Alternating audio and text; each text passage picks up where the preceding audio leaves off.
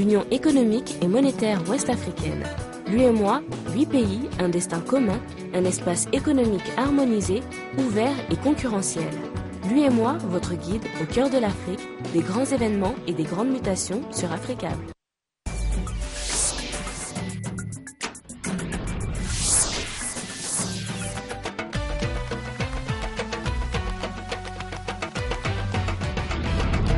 Merci à vous qui nous suivez sur Africable Télévision. Bienvenue dans Afrique Soir. Voici les titres de ce jour.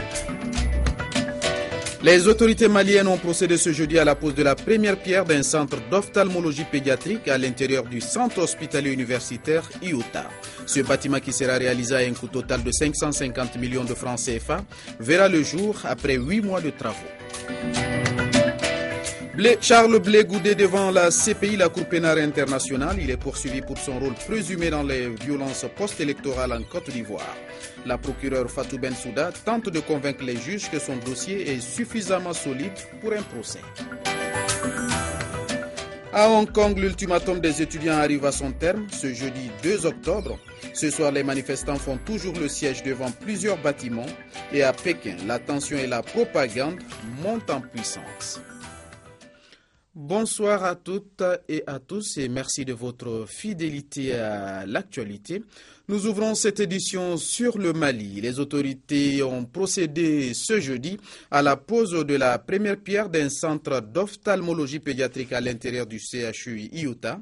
Ce bâtiment, qui sera réalisé à un coût total de 550 millions de francs CFA, verra le jour après 8 mois de travaux pour la prise en charge des maladies cécitantes de l'enfant, dont le nombre de consultations ne cesse d'augmenter au Mali. Le président Ibrahim Boubacar Keïta estime que cette réalisation répondra aux préoccupations du monde infantile. Je vous propose à présent de l'écouter au micro d'Aminata Mariko et de Moussa Bari. Pour nos enfants, et il était temps que nous ayons une unité à vocation d'ophtalmopédiatrie. Vous savez, quand on vient à l'IOTA, on voit des files de patients. Dans ces files, il y a souvent des jeunes, des enfants en bas âge. Et ceux-là ont besoin d'un traitement particulier, en un lieu qui leur soit entièrement dédié. C'est le propos de ce centre qui va être, Inch'Allah, inauguré dans 8 mois. C'est ce qu'on nous a dit comme délai. Et c'est une initiative heureuse du ministère de la Solidarité, de l'Humanitaire et de la Construction du Nord, qui a pensé à joindre les efforts nationaux du budget national à un effort également de la CANAM, la Caisse nationale d'assurance maladie, et ce qui en est sorti, ce qui va en sortir, sera particulièrement heureux pour non seulement le Mali, la sous-région et l'Afrique. Il y a donc là quelque chose de très significatif aujourd'hui que nous avons mis en route. Plaise à Allah subhanahu wa ta'ala que cela aboutisse au résultat que nous escomptons tous. Un centre ophtalmopédiatrique aux normes internationales et très moderne. En tout cas, ce que j'ai vu comme maquette et comme plan architectural m'incline à penser que ce sera le cas. Inch'Allah. Nous y reviendrons plus en détail d'ici la fin de ce journal. Mali toujours, où l'Organisation internationale de la francophonie organise 2 jours de séminaire de formation à l'intention des organisations des sociétés civiles maliennes. L'objectif est de renforcer les capacités de la société civile en matière de communication, de plaidoyer et de recherche de financement. Plus de détails avec nos reporters Fatoumata Togola, Moussa Bari sur le commentaire de Kaba Diakité. Ce séminaire est la 2e phase de l'initiative pilote de la dernière rencontre du comité de suivi de la 9e conférence des organisations internationales non gouvernementales de la francophonie. Il vise à approfondir les connaissances générales et techniques des organisations de la société civile en matière de communication et de plaidoyer en vue d'intervenir efficacement dans les processus de gouvernance. Nous avons fait une réunion il y a quelques mois pour définir les besoins en renforcement de capacité de la société civile. Et de cette réunion sont ressortis des thèmes privilégiés qui sont la communication. Il y a des difficultés pour communiquer, pour la société civile, pour mobiliser l'ensemble des citoyens aux thèses de la société civile. Il y a également des difficultés pour construire des plaidoyers qui soient entendus par la population et par les autorités. Pour la première fois cette année, la conférence des organisations internationales non gouvernementales s'est élargie à des représentants des réseaux thématiques de la société civile partenaire, de l'Organisation internationale de la francophonie, à des ONG de pays en crise, en sortie de crise ou en transition, en particulier le Mali. Le Mali est en train de sortir d'une crise. Le Mali a ratifié beaucoup de textes nationaux et internationaux. Donc la société civile doit veiller sur la mise en œuvre de tous ces textes. Donc une fois que nous sommes renforcés en communication, en plaidoyer et que nous sachons comment mobiliser les ressources financières nécessaires pour ces activités, nous pourrons agir. Pendant ces 2 jours de formation, plusieurs thèmes seront débattus en termes de contribution des acteurs non gouvernementaux dans les processus de sortie de crise, en plus de concourir à créer un environnement favorable à la participation citoyenne au Mali. Un commentaire signé Sorikaba Diakité. L'Agence nationale de la sécurité routière a fait le lancement officiel de sa campagne de sensibilisation sur le port de la ceinture de sécurité cet après-midi. Le non-port de la ceinture de sécurité est un facteur déterminant de la mortalité dans les accidents de la route. Et pour inverser cette tendance, il est demandé aux hommes de médias tout l'accompagnement requis pour agir sur les usagers de la route, car les statistiques sont formelles de 85%. Nous vous proposons à présent d'écouter le ministre malien de l'équipement et des transports au micro de Fatoumata Togola et de Moussa Bari. Sur la base d'enquêtes des spécialistes de la sécurité routière, il apparaît que 2 sur 3 des accidents de la circulation routière ont lieu dans un périmètre de 15 km/h autour du domicile. Les mêmes enquêtes indiquent que sans la ceinture de sécurité, on est exposé au risque de décès et de mort tragique à partir de 20 km/h. Le président de l'Assemblée nationale du Niger est l'invité ce soir de l'émission politique d'Africable Télévision. Dans cet entretien exclusif, Ama Amadou revient sur les circonstances de sa fuite, son avenir politique ainsi que la prochaine présidentielle au Niger. Nous l'écoutons au micro de Souf Diagola. Qu'il soit là et qu'on vienne m'arrêter comme un poulet. Ne voulant pas que mon nom soit associé à un massacre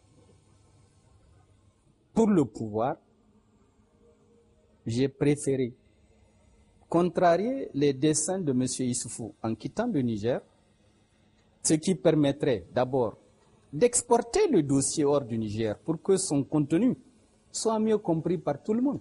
Parce que tant que nous restons au Niger, c'est le discours que M. Issoufou et le personnel acquis à sa cause va développer que les gens vont écouter. Étant en prison, quel moyen ai-je de faire entendre une autre version? Mais en sortant du pays, en les obligeant à exporter le dossier, la communauté médiatique étant braquée sur cette affaire, le jour où les juges français vont avoir en main, à la suite d'une demande d'extradition, ce dossier, tout le monde saura que le dossier est purement politique.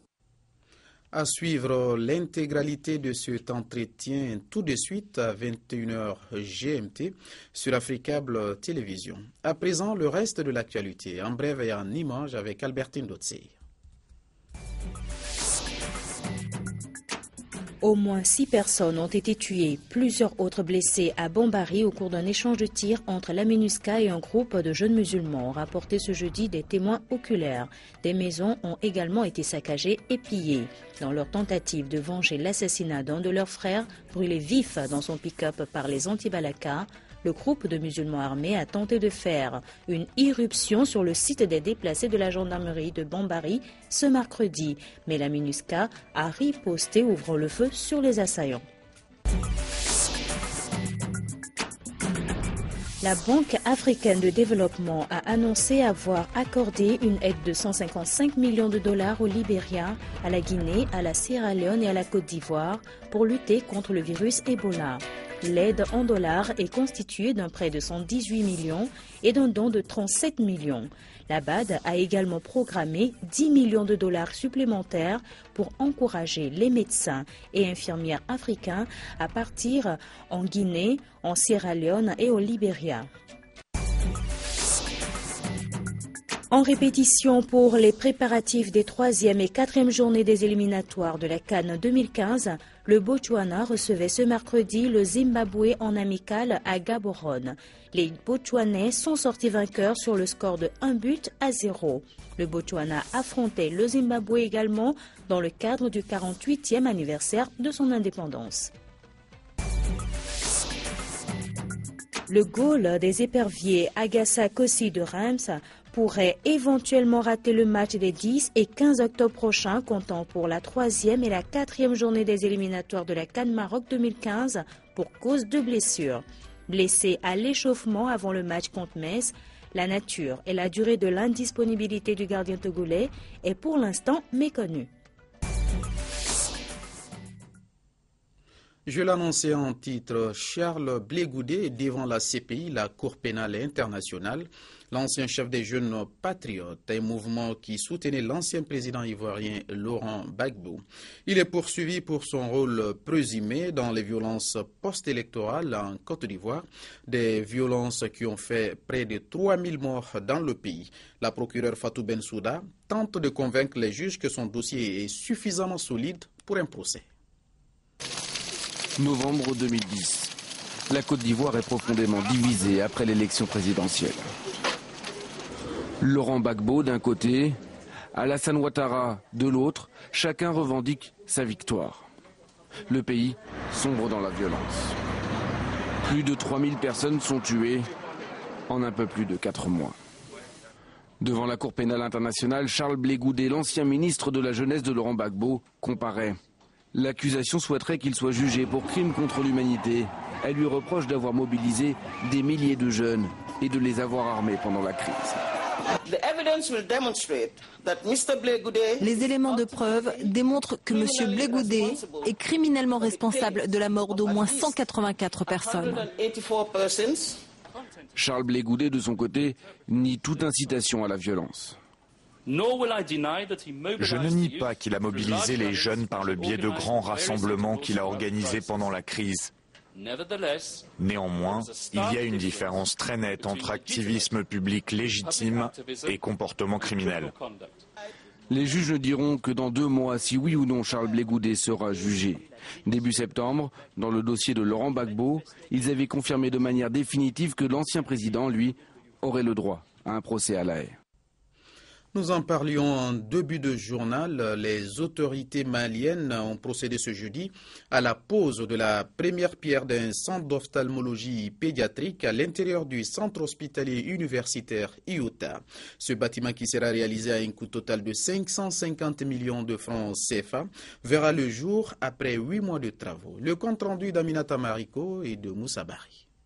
Pour la prise en charge des maladies cécitantes de l'enfant dont le nombre de consultations ne cesse d'augmenter au Mali, les autorités s'emploient à étendre les centres hospitaliers de prise en charge, d'où la construction prochaine d'un centre d'ophtalmopédiatrie au CHU IOTA. La cérémonie qui nous réunit cet après-midi consiste en la pose de la première pierre d'une infrastructure inédite pour le renforcement de nos capacités dans la lutte contre la cécité. Il s'agit d'un centre d'ophtalmologie pédiatrique. Une manifestation éloquente de l'esprit de solidarité qui nous caractérise ici au Mali. En effet, ce levier, le ministre de la Solidarité, de l'Action humanitaire et de la reconstruction du Nord l'a actionné en acceptant le financement du bloc d'ophtalmologie pédiatrique au profit du CHU IOTA. Selon les statistiques, en Afrique subsaharienne, un enfant perd la vue chaque minute. Ceci interpelle la conscience humaine et mérite que des actions soient engagées pour renverser la tendance, estime le ministre malien de la Solidarité, de l'Action humanitaire et de la reconstruction du Nord. La politique nationale de protection sociale prônée par le président de la République vise d'une manière générale à construire progressivement un système de protection pour l'ensemble des populations et tout particulièrement pour les enfants. L'ophtalmologie pédiatrique dans l'enceinte de votre structure, dans un contexte de solidarité, est un symbole qui très fortement montre l'attention de notre pays pour son avenir, l'attention de notre pays pour ceux qui vont porter cet avenir. Après avoir posé la première pierre, le président de la République du Mali estime que cette réalisation répondra aux préoccupations du monde infantile. Pour nos enfants, et il était temps que nous ayons une unité à vocation d'ophtalmopédiatrie. Vous savez, quand on vient à l'IOTA, on voit des files de patients. Dans ces files, il y a souvent des jeunes, des enfants, des jeunes en bas âge. Et ceux-là ont besoin d'un traitement particulier, en un lieu qui leur soit entièrement dédié. C'est le propos de ce centre qui va être, Inch'Allah, inauguré dans 8 mois. C'est ce qu'on nous a dit comme délai.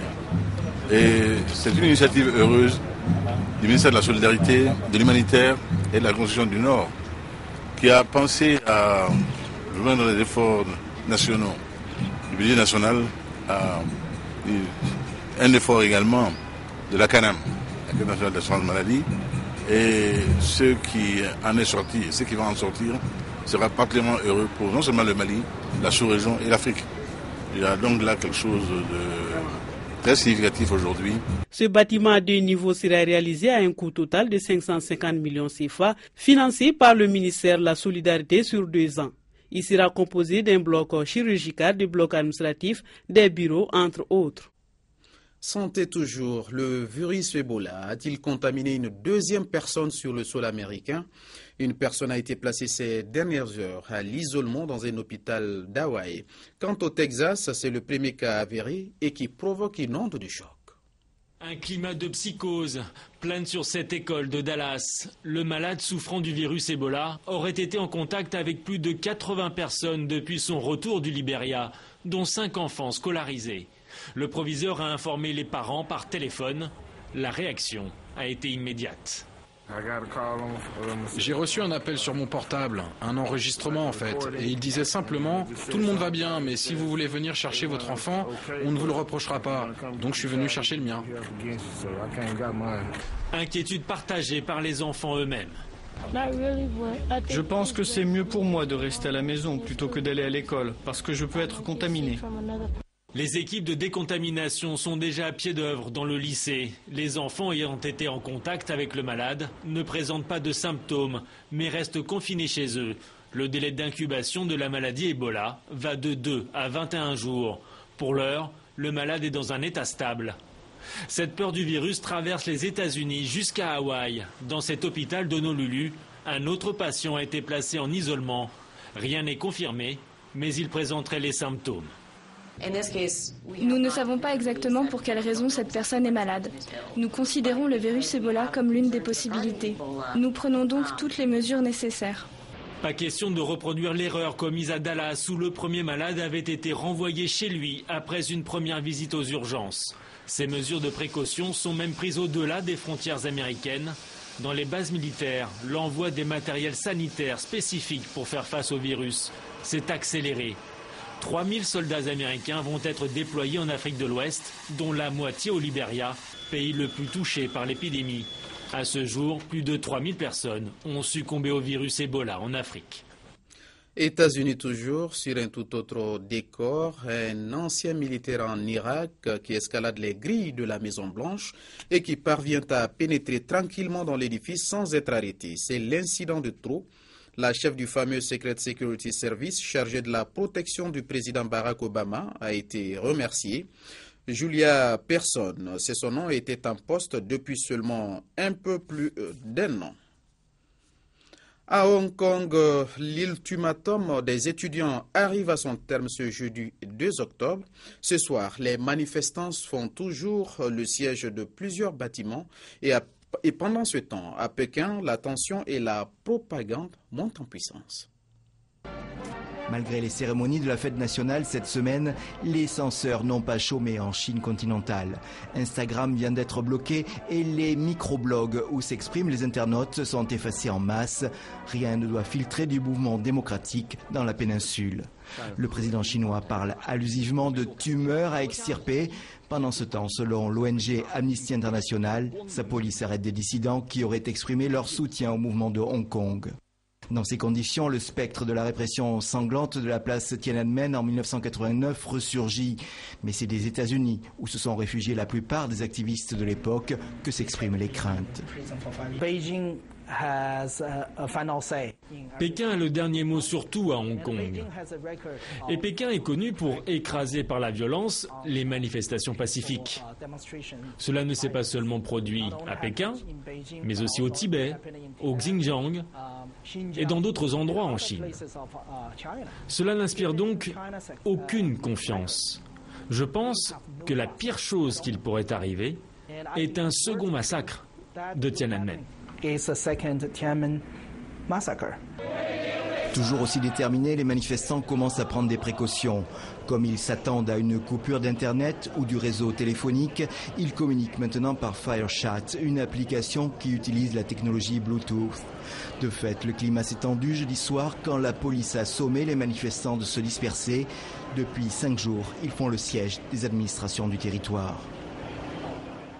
Ceci met fin à cette édition. Merci à vous de l'avoir suivi et merci de votre fidélité. Vous pourrez suivre à partir de 21h GMT votre émission politique. Bonne suite de programmes sur Africa Télévision.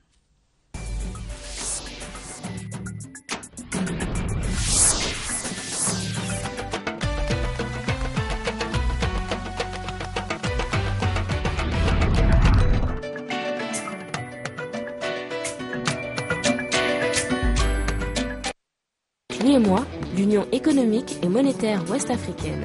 L'UEMOA, 8 pays, un destin commun, un espace économique harmonisé, ouvert et concurrentiel. L'UEMOA, votre guide au cœur de l'Afrique, des grands événements et des grandes mutations sur Africa.